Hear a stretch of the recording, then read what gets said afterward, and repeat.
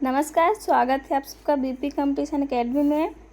चलिए हम देखते हैं कुछ इम्पोर्टेंट एमसीक्यू क्वेश्चन। चलते हम अपना पहला क्वेश्चन देखते हैं। पहला क्वेश्चन है, रॉबिनहुड प्रभाव किससे संबंधित है? क्या है? रॉबिनहुड प्रभाव किससे संबंधित है? ऑप्शन है ए आय और व्यय से, बी आनुपातिक कर से, सी आय उत्पत्ति से और डी क्या है? आय का पुनर्वितरण से। आपका जवाब होगा ऑप्शन डी, आय का पुनर्वितरण।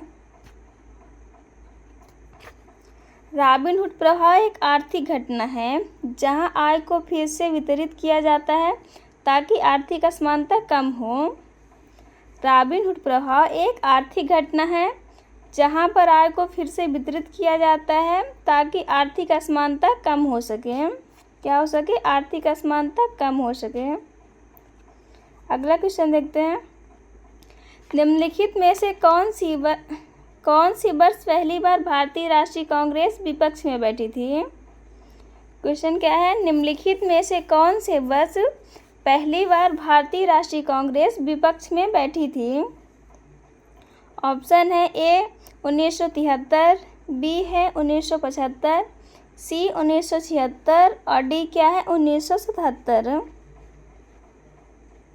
आपका जवाब होगा ऑप्शन डी 1977। क्या होगा? 1977। 1947 में देश की स्वतंत्रता के 30 वर्ष पश्चात 1977 में भारतीय राष्ट्रीय कांग्रेस ने पहली बार हार का स्वाद चखा था। कब? 1947 में देश की स्वतंत्रता के 30 वर्ष पश्चात 1977 में भारतीय राष्ट्रीय कांग्रेस ने पहली बार हार का स्वाद चखा था। अगला क्वेश्चन देखते हैं।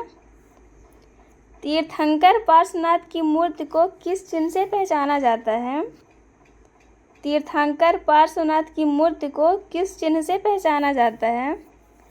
ऑप्शन ए है शेर, बी सांड, सी कछुआ और डी सांप। आपका जवाब होगा ऑप्शन डी सांप। तीर्थंकर पार्श्वनाथ 23वें तीर्थंकर थे। कौन से? 23वें नंबर के तीर्थंकर कौन थे? पार्श्वनाथ, जिन्होंने जैन धर्म की 4 शिक्षाओं का प्रचार किया। किसका? जैन धर्म की 4 शिक्षाओं का प्रचार किसने किया? पार्श्वनाथ ने किया। वो 4 शिक्षाएं कौन कौन सी है? हिंसा ना करना, झूठ ना बोलना, चोरी ना करना और संपत्ति का अर्जन न करना। उनकी मूर्ति को नाग के प्रतीक से पहचाना जाता है। किससे? नाग के प्रतीक से पार्श्वनाथ की मूर्ति को पहचाना जाता है। अगला क्वेश्चन देखते हैं। निम्नलिखित में से किस स्थान पर बाघ गुफा स्थित है? निम्नलिखित में से किस स्थान पर बाघ गुफा चित्र स्थित है? ऑप्शन है ए उज्जैन, बी मथुरा, सी ग्वालियर और डी क्या है? सुल्तानगंज। आपका जवाब होगा ऑप्शन सी ग्वालियर। बाघ गुफा चित्र कहाँ स्थित है? ग्वालियर में। गुप्त काल के दौरान बौद्ध कला प्रमुख हो गई। गुप्त काल के दौरान बौद्ध कला प्रमुख हो गई। अजंता की गुफाओं के चित्र बौद्ध कला के बेहतरीन उदाहरण हैं। ग्वालियर के पास बाघ गुफा चित्रों को बौद्ध कला भी कहा जा सकता है। वे अजंता गुफा चित्रों की तुलना में अधिक सरल और सादे हैं। बाकी जो गुफाएं हैं वो अजंता की गुफा की तुलना में अधिक सरल और सादे हैं। अगला क्वेश्चन देखते हैं। निम्नलिखित में से कौन राष्ट्रकूटों की प्रारंभिक राजधानी थी? ऑप्शन है ए वातापी, बी अजंता, सी एलोरा और डी क्या है? सोपरा। आपका जवाब होगा ऑप्शन सी। राष्ट्रकूटों की प्रारंभिक राजधानी क्या थी? एलोरा थी। क्या थी? एलोरा।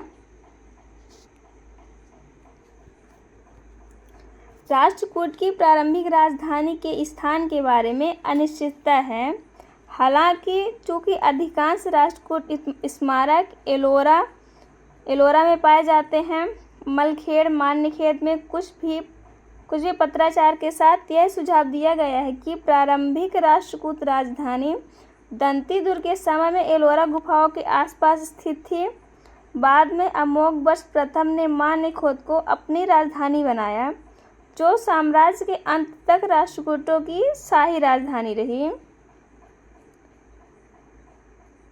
अमोघवर्ष प्रथम ने क्या किया था? मान्यखेत को अपनी राजधानी बनाया था, जो साम्राज्य के अंत तक राष्ट्रकूटों की शाही राजधानी बनी रही। अगला क्वेश्चन है, किस बौद्ध भिक्षु ने तिब्बत में बौद्ध धर्म का प्रचार किया? क्वेश्चन क्या है? किस बौद्ध भिक्षु ने तिब्बत में बौद्ध धर्म का प्रचार किया? ऑप्शन ए है नागार्जुन, बी आनंद, सी आशंग और डी क्या है? पद्मसंभव। आपका जवाब होगा ऑप्शन ए नागार्जुन। नागार्जुन ने तिब्बत में बौद्ध धर्म का प्रचार किया था।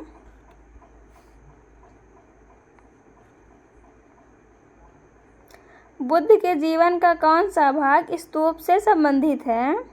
क्वेश्चन क्या है? बुद्ध के जीवन का कौन सा भाग स्तूप शब्द से संबंधित है? ऑप्शन है ए मौत, बी पहला उपदेश, सी जन्म और डी क्या है? त्याग। आपका जवाब होगा ऑप्शन ए मौत।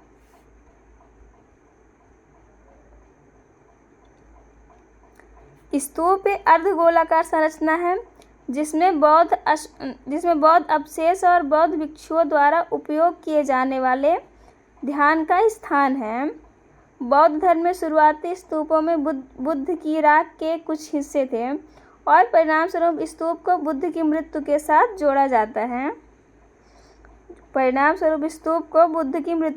जोड़ा जाता है। अगला क्वेश्चन देखते हैं।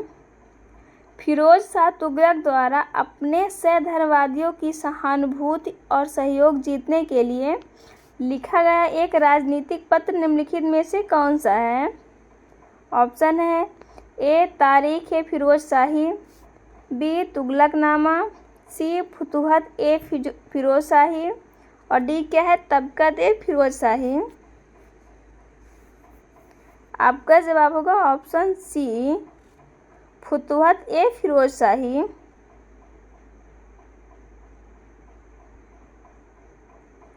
अगला क्वेश्चन है, महमूद ने निम्नलिखित में से किस वर्ष थानेसर में एक अभियान का नेतृत्व किया? महमूद ने निम्नलिखित में से किस वर्ष थानेसर में एक अभियान का नेतृत्व किया? ऑप्शन है ए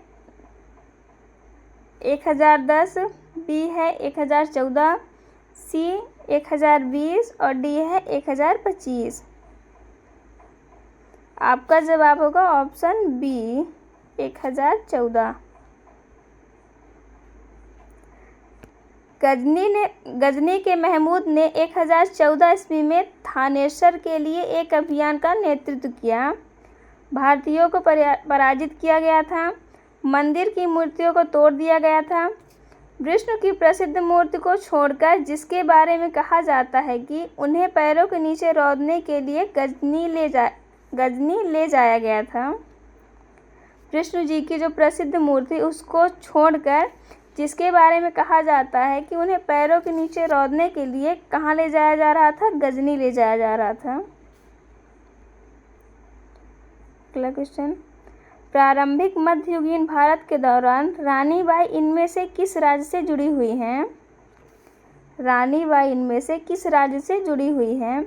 ऑप्शन है ए काबुल शाही, बी जाबुल, सी सिंध और डी क्या है? गुजरात। आपका जवाब होगा ऑप्शन सी सिंध। अगला क्वेश्चन, निम्नलिखित में से कौन कुतुब-उद-दीन ऐबक का उत्तराधिकारी था? क्वेश्चन क्या है? निम्नलिखित में से कौन कुतुब-उद-दीन ऐबक का उत्तराधिकारी था? ऑप्शन है ए आराम शाह, बी इल्तुतमिश, सी रुकनुद्दीन फिरोज शाह और डी क्या है? रजिया सुल्तान। आपका जवाब होगा ऑप्शन ए आराम शाह। कुतुबुद्दीन ऐबक का उत्तराधिकारी कौन था? आराम शाह था। कुतुबुद्दीन ऐबक की मृत्यु के बाद आराम शाह उसका उत्तराधिकारी बना, लेकिन वह बहुत अक्षम साबित हुआ। उसके केवल 8 जो कुतुबुद्दीन ऐबक था उसकी मृत्यु के बाद आराम शाह ने उसका उत्तराधिकार संभाला, लेकिन वह बहुत अक्षम साबित हुआ। उसने केवल 8 महीने तक शासन किया। इसके बाद उसका शासन, जो आराम शाह था, उसका शासन छिन गया था। अगला क्वेश्चन, बहराइच की लड़ाई 1033